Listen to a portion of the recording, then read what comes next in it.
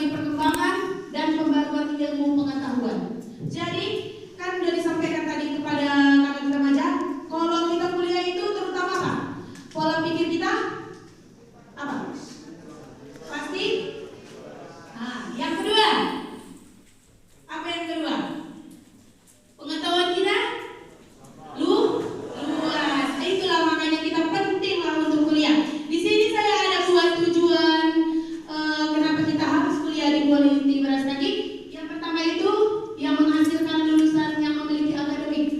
Banyak yang udah tamatan, dia mempunyai lulusan akademik. Banyak juga yang udah bekerja, banyak juga yang udah sukses lah rata-rata. Yang kedua itu menghasilkan penelitian berkualitas yang memberikan perubahan bagi masyarakat.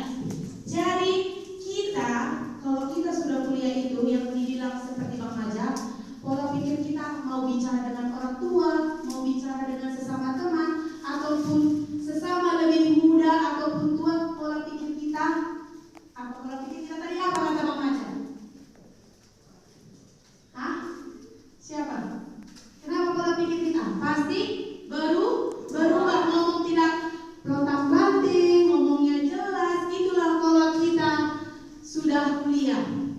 Yang ketiga itu ada meningkatkan aktivitas pengabdian pada masyarakat yang mampu mewujudkan kesejahteraan masyarakat.